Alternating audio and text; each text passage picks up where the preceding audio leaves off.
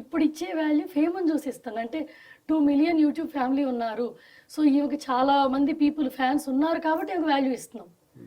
అది చూసినాక కొంచెం గుచ్చుకున్నట్టు అనిపించింది అనమాట.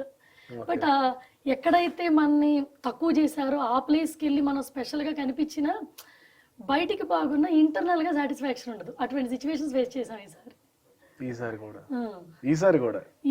ఫేస్ చేసాం. ఎందుకంటే ఈసారి అందరి దృష్టిలో గ్రోత్ కనిపిస్తుంది, బట్ మేము అలానే ఉన్నాం.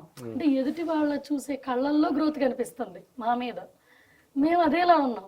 అయితే డౌన్గా ఉన్నప్పుడు మనకు వాల్యూ ఇవ్వరు కదా, సో అది మళ్ళీ రిపీట్ గుర్తొస్తుంటుంది అనమాట. మనకి ఇప్పుడు ఎంత వాల్యూ ఇచ్చినా మనిషి మీద అభిమానం రాదు అప్పుడు లేనిది. అయితే అప్పుడు మేము లోలో ఉన్నప్పుడు లాస్ట్ టైం ఇండియా ట్రిప్కి వచ్చినప్పుడు నాకు కొంతమంది ఒక మాట చెప్పారు. స్పెషల్లీ ఒక ఓల్డ్ ఉమెన్ అనమాట, అరౌండ్ 65 అలా ఉంటాయి. ఆవిడకి చాలా ఎక్స్పీరియన్స్ ఉండుంటుంది లైఫ్ మీద. ఆవిడ ఏమన్నారంటే, సెలబ్రిటీలుగా మనకి బయట సెలబ్రిటీ అని పేరు ఉండటం వేరు, మా ఎదుటివాడి మనసులో సెలబ్రిటీగా ఉండటం వేరు. ఒక సెలబ్రిటీ ఒక టైం వచ్చినాక ఫేడ్ అయిపోతారు, ఎదుటివాడు మనసులో ఉండేవాళ్ళు సెలబ్రిటీలు జీవితాంతం అభిమానంతో ఉంటారు అని చెప్పారు. అప్పుడు మాకు అనిపించింది చిన్న పెద్ద ఏం లేదు, ఒక సెలబ్రిటీ స్టేటస్కి కానీ ఒకళ్ళ అభిమానంకి కానీ ఎక్కువ తక్కువ ఏముండదు. మనం ఎంతమంది మనం అభిమానిస్తే వాళ్ళే మనం గ్రేట్ అనుకొని అభిమానించుకోవడం. సో అయితే నేను లాస్ట్ వీడియో చూసా, అంటే అక్కడ ఉన్నప్పుడు మీరు చాలా పద్ధతి శారీస్ అవి ఇవి కట్టారు, కానీ ఇక్కడ మాత్రం అలా కట్టడానికి అవ్వట్లేదు అసలు. అంటే ఈ వెదర్ ట్రై చేస్తున్నా, అవార్డు పెడుతున్నా. అక్కడ ఏంటంటే కోల్డ్గా ఉంటుంది, సో స్వెట్ ఉండదు, చక్కగా ఇండియన్ అవుట్ఫిట్లు వేసుకోవచ్చు. కాకపోతే అక్కడ ఇంట్లోనే వేసుకుంటాం, లేదా ఇంట్లో పార్టీలు ఫ్రెండ్స్ పార్టీలకు వేసుకుంటాం.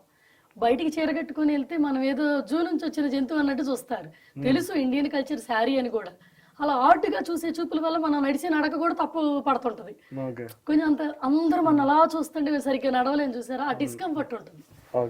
అంతకుమించి ఏం లేదు. బట్ మన కల్చర్ శారీ అని అందరికీ తెలుసు. కొన్ని అకేషన్స్ అక్కడ బాగా వాడతాం చీరలు, ఇక్కడ వాడాలని ఉంటుంది.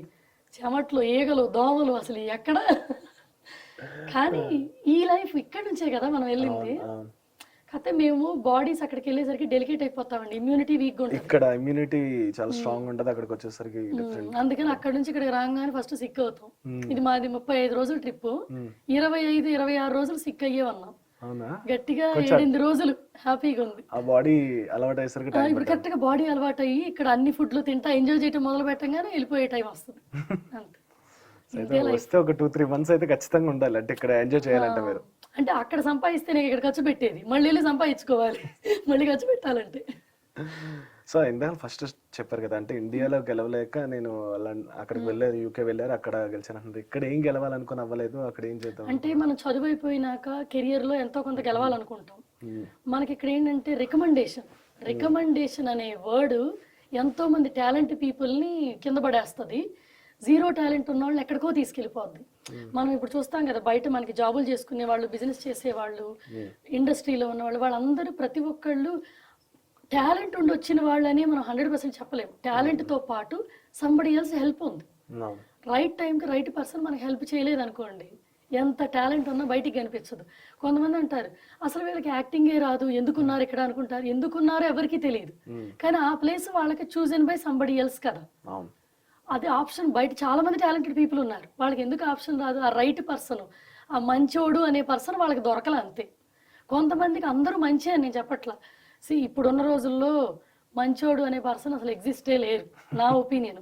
ఎవ్రీథింగ్ గివ్ అండ్ టేక్ అయిపోయింది. సో ఇప్పుడు మనం ప్రాబ్లంలో ఉన్నాం అనుకోండి, మనకు ఒకళ్ళు హెల్ప్ చేశారు, మాట సాయం చేసినా వాళ్ళు మన నుంచి ఇంకోటి ఏదైనా ఎక్స్పెక్ట్ చేస్తుంటారు. వాళ్ళు మాట సాయం, లేకపోతే ఏదైనా ప్రమోషను, లేకపోతే ఏదో ఒక ఎక్స్పెక్టేషన్ ఉంటుంది. మన మీద ప్రేమతో అయితే ఎవ్వరు ఏమీ చేయరని తెలిసింది ఈ ట్రిప్పులో బాగా. అంటే ప్రాబ్లమ్ ఎట్నుంచైనా వస్తుందండి. ఇప్పుడు మనము ఒక చిన్న స్మాల్ టైప్ లైమ్ లైట్, అంటే ఇదేమి పెద్ద ఫేమ్ అని నేను అంటలో, ఒక యూట్యూబర్గా 10 మందికి మనం తెలుసు, తెలిసిన వాళ్ళు మనం అభిమానించేవాళ్ళు. ఈ 10 మందిలో 9 మంది అభిమానించే వాళ్ళు ఉంటారు, కొందరు మనని హేట్ చేసే వాళ్ళు ఉంటారు. ఆ హేట్కి రీజన్ ఉండదు. ఇష్టపడడానికి చాలా రీజన్స్ చెప్పొచ్చు మనం, ఇష్టం లేదు అని చెప్పడానికి అసలు రీజనే లేదు. ఒకప్పుడు లాజిక్ ఏంటో తెలుసా, మనం ఒక మనిషి ఇష్టపడడానికి రీజన్ లేదు, హ్యాపీగా ఇష్టపడచ్చు. ఇష్టం లేదు అని చెప్పడానికి బోల్డ్ రీజన్స్ చెప్పొచ్చు అంటారు, కానీ ఇప్పుడు ప్రజెంట్ ఆపోజిట్లో నడుస్తుంది.